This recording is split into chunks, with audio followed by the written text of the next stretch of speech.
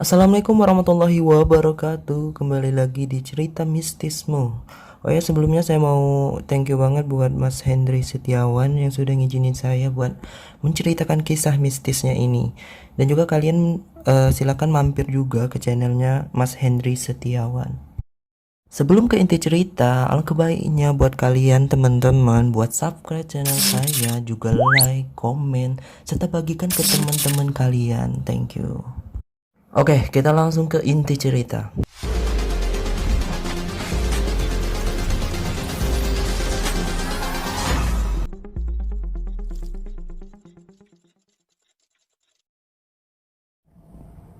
November 2002. Entah tanggal berapa aku sulit mengingatnya.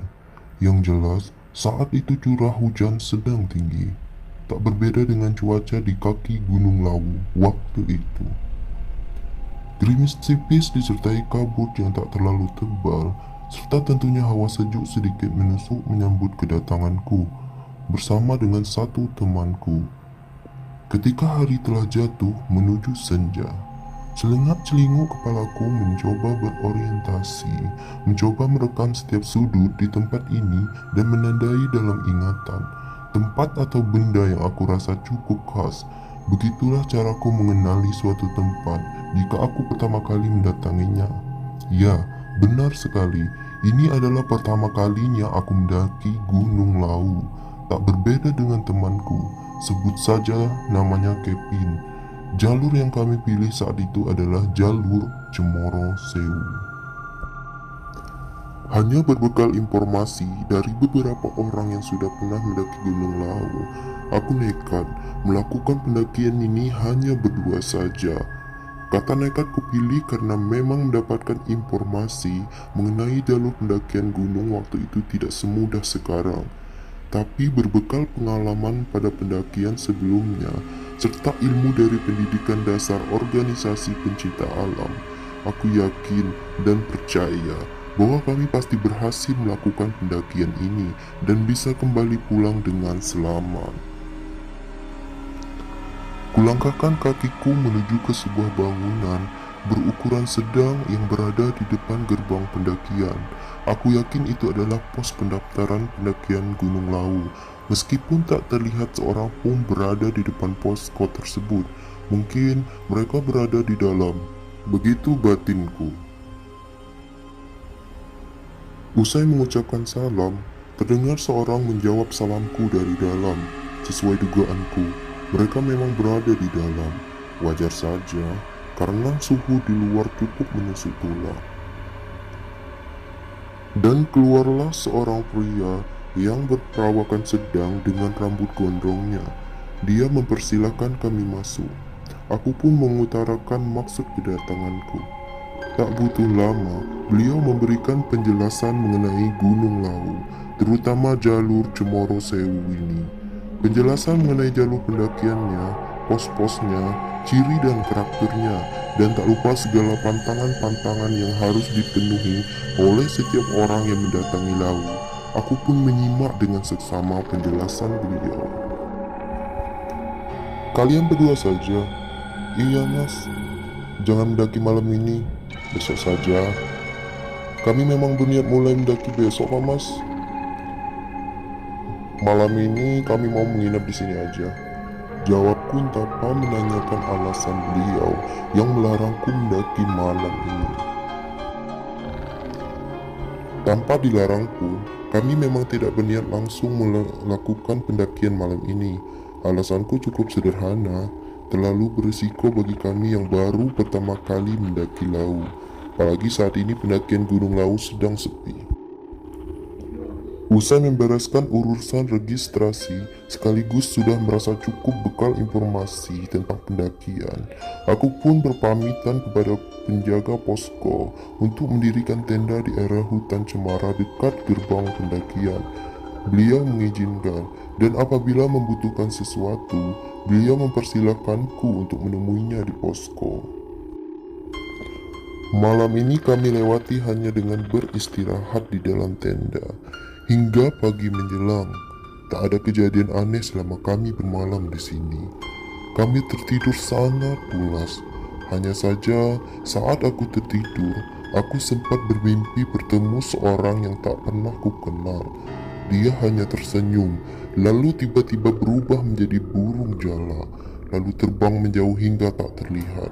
Aku tak memikirkannya, hanya kuanggap sebagai bunga tidur saja.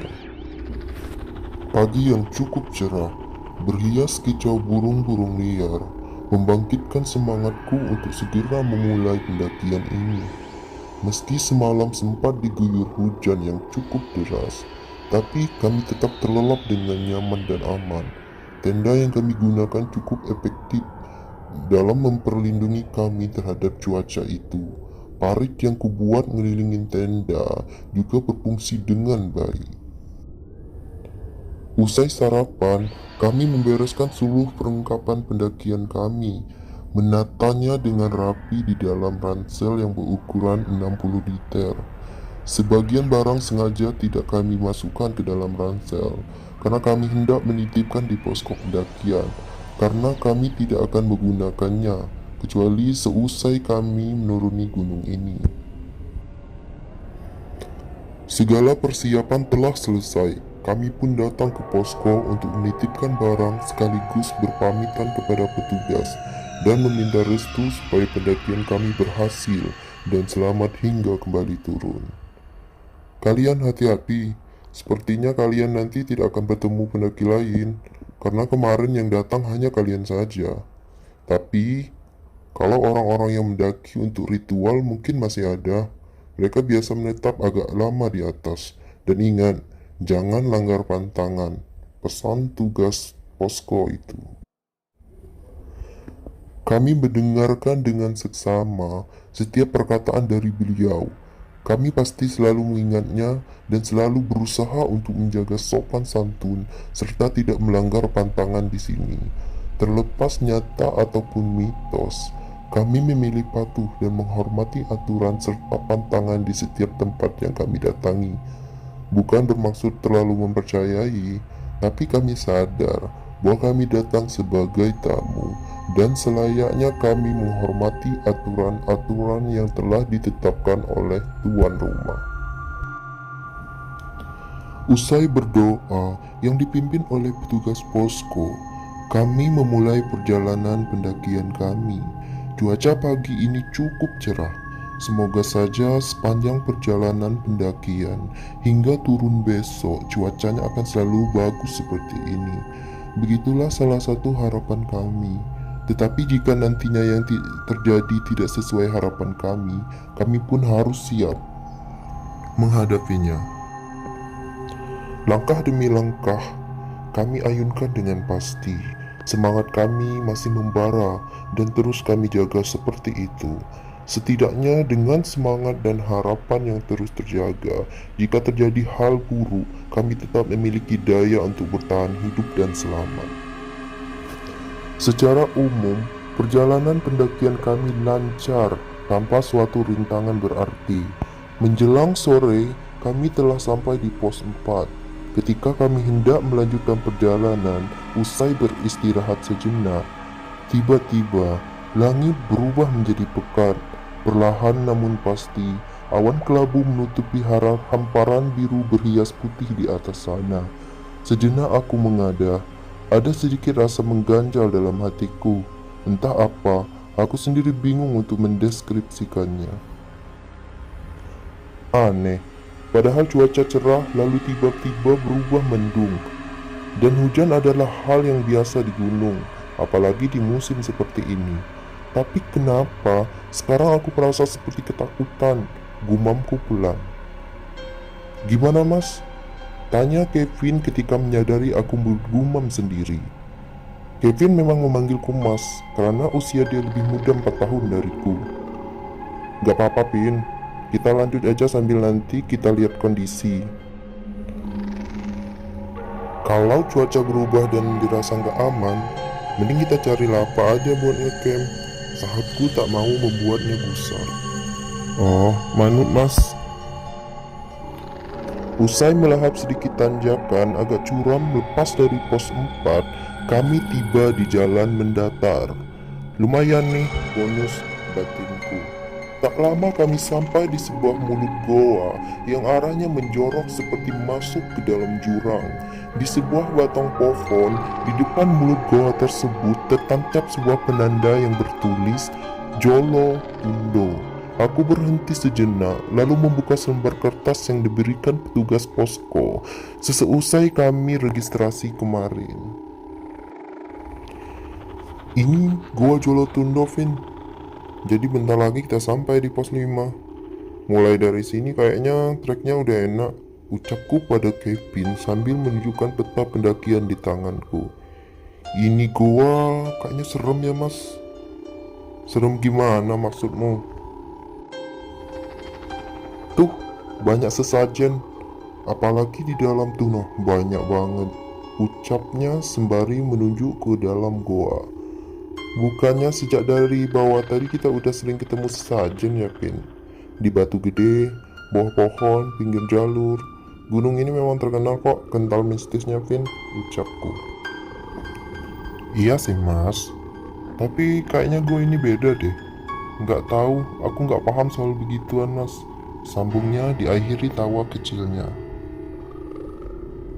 Aku hanya tersenyum mendengar ucapan Kevin. Tapi entah kenapa, tiba-tiba aku merasa seperti ada dorongan untuk melihat dan memperhatikan ke dalam gua. Beberapa saat, aku tetap memperhatikan susunan batu-batu dan tumpukan sesajen yang kurasa jumlahnya memang tidak sedikit. Hingga aku sedikit terperanjat ketika tiba-tiba muncul bayangan melintas di dekat tumpukan sesajen itu. Entah bagaimana menggambarkannya, bayangan itu bukan berbentuk manusia ataupun hewan, tapi seperti asap yang menggumpal cukup pekat, menggulung-gulung dan dengan jumlah yang tidak banyak dan bergerak cepat. Sesekali bayangan itu berhenti di depan sesajen, lalu bergerak lagi ke sana kemari hingga kembali berhenti. Tepat ketika bayangan itu berhenti yang terakhir kalinya, aku merasa seperti ada mata yang memperhatikanku. Lalu tak lama bayangan itu kembali bergerak dengan cepat menuju ke arahku dan menabrak badanku, lalu hilang entah kemana. Aku sangat kaget hingga sempat mundur beberapa langkah mendekati bibir jurang di belakangku. "Awas, Mas!" teriak Kevin sembari menyambar tanganku. Aku langsung tersadar, entah benda atau makhluk apa yang menabrakku tadi. Yang jelas, aku merasakan energi yang cukup besar. "Ada apaan, Mas?" tanya si Kevin. "Nggak apa-apa, Vin. Aku kaget aja. Tadi tiba-tiba ada angin dingin. Kamu ngerasain juga nggak? Kayaknya sebentar lagi hujan nih," ucapku yang tak mau membuat Kevin takut. "Iya sih, Mas. Bener, kayaknya ini mau hujan." "Terus gimana nih, Mas?" jawab si Kevin.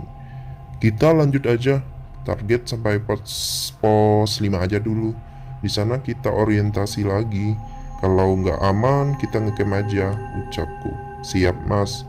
Kami pun melanjutkan perjalanan, dan saat ini aku merasa seperti diikuti dan diperhatikan oleh sesuatu, entah apa itu. Benar, sampai pos 5 hujan pun turun. Tak perlu banyak pertimbangan, kami langsung mencari lapak dan mendirikan tenda. Kami memutuskan malam ini kami menginap di sini. Tenda pun sudah berdiri. Tak lupa kami pasang seluruh pasak dan mengencangkannya. Parit mengelilingi tenda juga sudah selesai kami buat. Sepertinya malam ini akan terjadi badai. Kami harus mengamankan tenda supaya tetap kokoh jika dihajar badai dan tetap nyaman kami tepati untuk bermalam. Malam telah jatuh dengan sempurna meski tak bertabur bintang. Cuaca di luar tenda masih hujan disertai angin kencang dan beberapa kali terdengar suara petir bergemuruh.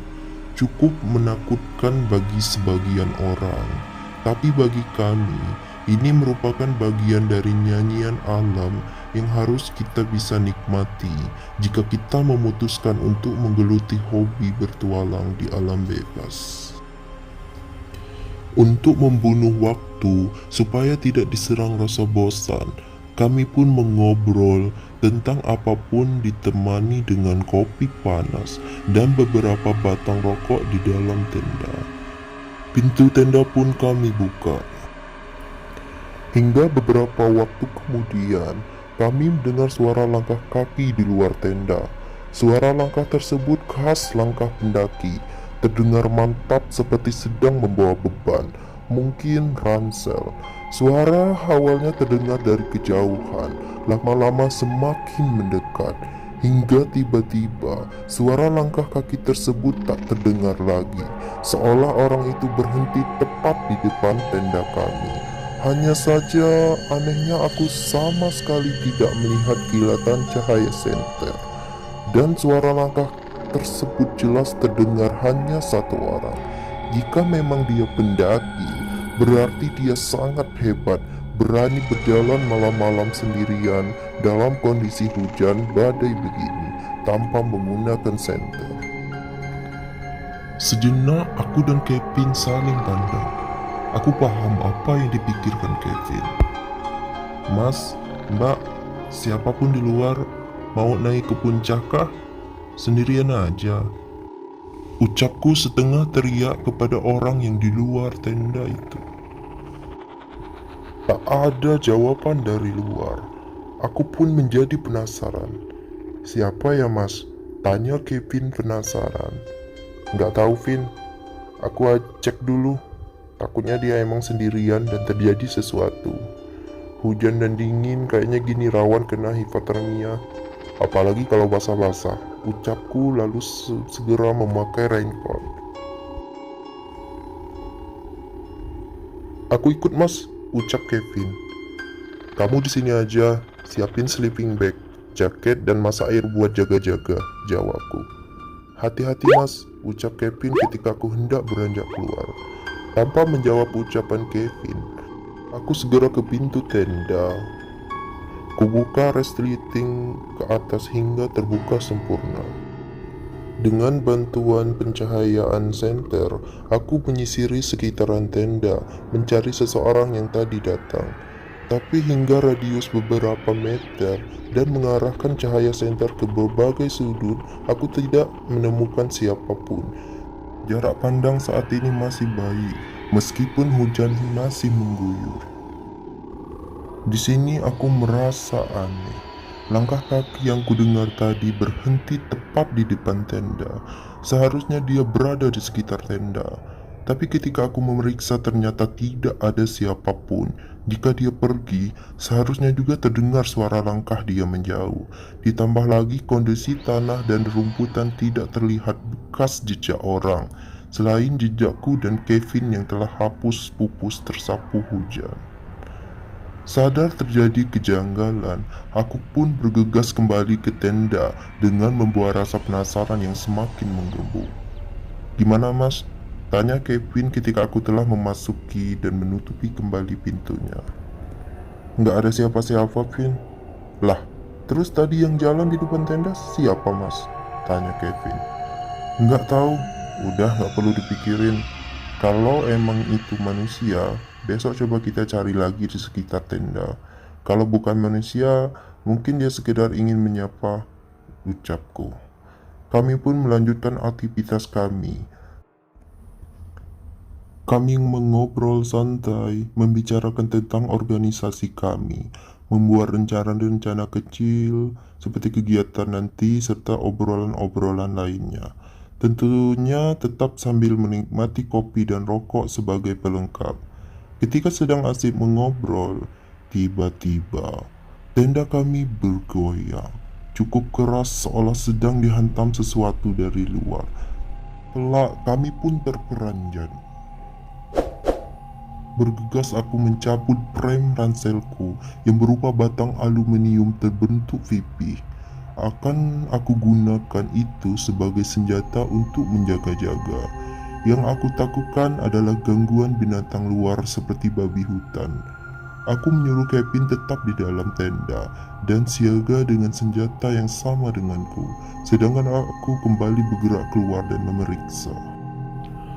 Sesampainya di luar, aku kembali terheran karena aku sama sekali tidak menemukan bekas jejak manusia maupun binatang. Kondisi tanah dan rumput normal, rapi seolah tak terjadi apapun. Belum puas memeriksa, aku pun bergerak mengitari tenda dan memperluas area pengamatan. Dan benar saja, kondisi masih tetap sama, tidak terlihat adanya bekas jejak di sekitarku. Aku pun yakin bahwa ini adalah sedikit gangguan dari penghuni asli gunung ini. Aku harus bersiap. Baru saja aku memikirkan itu, tiba-tiba datang kabut tebal menuju ke arahku. Hanya beberapa detik saja, kabut itu telah menyelimuti di setiap sisi wilayah ini.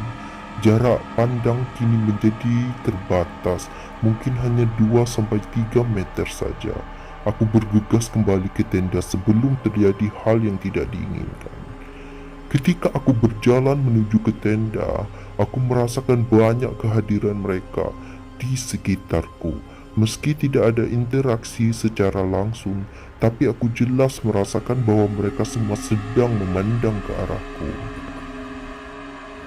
Meski aku tetap fokus memandang ke arah perjalananku menuju tenda, tapi dari sudut mataku melihat kilatan-kilatan bayangan yang samar.